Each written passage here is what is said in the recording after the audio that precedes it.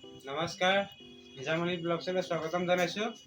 মোৰ নিজৰ YouTube channel, গতিকে মই আগৰ পুৰণা ঘৰ এটা ভিডিঅ' কৰিবলৈ গৈ আছোঁ।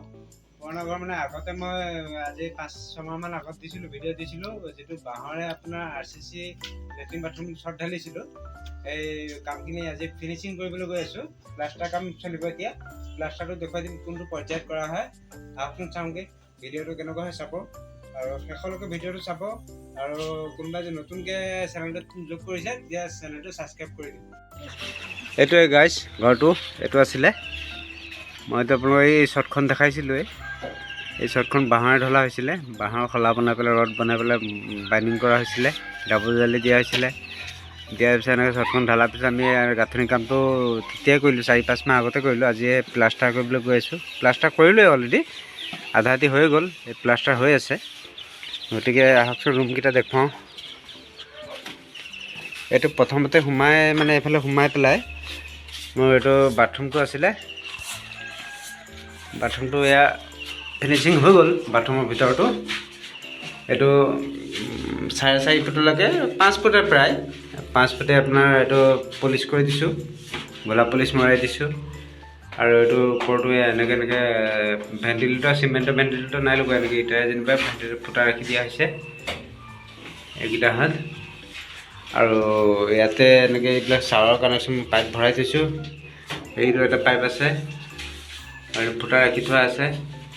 গতিকে এইবিলাক চাৱাৰ হ'ব, ইয়াত মিক্সাৰ এটা হ'ব। তাৰপিছত এইখিনিতে চাওঁতে এইখিনিত ইংলিছ কোমোড এটা হ'ব, ইংলিছ কোমোড আনি থোৱা আছে।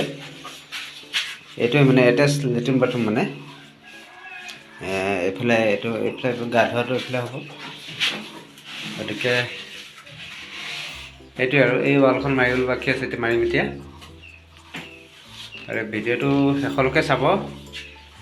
আগৰ বাঁহৰ কামত বহুতে মানুহৰ ভিডিঅ'টো বহুতে চাইছিলে। গতিকে এই আৰু এটা আছে, লেট্ৰিন বাথৰুম আছে।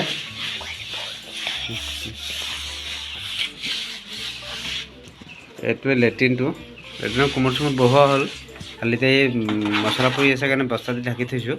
গতিকে এইটো 2 ফুটমান পলিচ কৰা হৈছে। ওপৰটো প্লাষ্টাৰ কমপ্লিট হৈ গ'ল।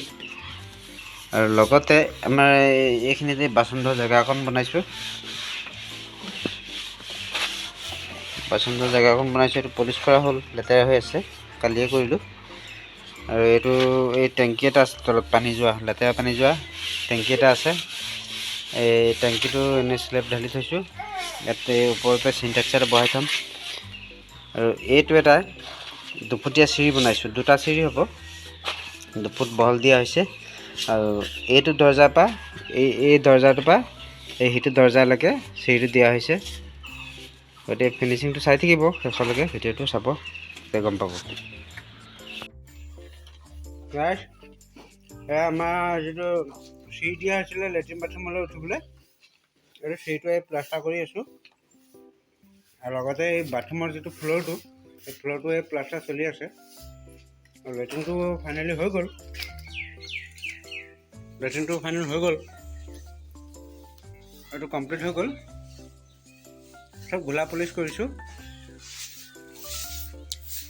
আৰু এইফালে এইটোতো দেখালোঁৱেই, সেইটো বাউণ্ডেৰী লগত মাৰিবলৈ আছে। বাউণ্ডেৰী ৱালটো মাৰিম, লগতে বাউণ্ডেৰী ৱালটো এইটো ফুটাটো দিছে, ফুটাৰ ওপৰলৈকে মাৰিবলৈ আছে, আৰু 4 ফুটমান মাৰিবলৈ আছে, সেইটো মাৰিম।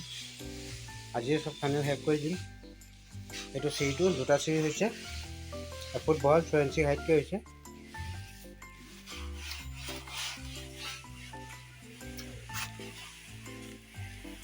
গতিকে এইটোৱে ভাল লাগিছে। মোৰ বাঁহৰ যিটো চট ঢালিছিলোঁ, বাঁহৰ চটৰে আজি 6 মাহ পিছত, 5-6 মাহৰ পিছত মই আজি ফিনিচিং কৰিবলৈ পাইছোঁ। ক'তো কেৰেক চেৰেক নাই হোৱা।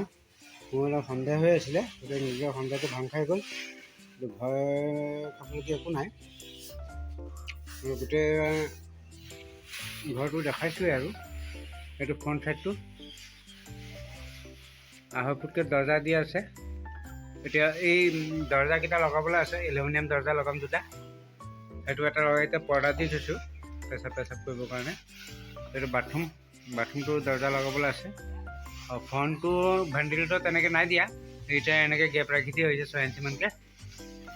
এনেকৈ ওপৰত এটা এটা খাৰাকৈ দি গেপ ৰাখি দিছোঁ। পোহৰটো হৈছে আৰু ভিতৰৰ এয়াৰটো ওলাবলৈ সুবিধা হ'ব। গোটেই ফাইনেল হৈ গ'ল, গোটেই বাথৰুমটো হৈয়ে গ'ল প্ৰায়। এতিয়া ইংলিছ ৰুমতো বহাবলৈ আছে আৰু দৰজাকেইটা লগাবলৈ আছে। ভিডিঅ'টো চোৱাৰ কাৰণে ধন্যবাদ। আৰু কোনোবাই যদি ছাবস্ক্ৰাইব নাই কৰা ছাবস্ক্ৰাইবটো কৰি দিব।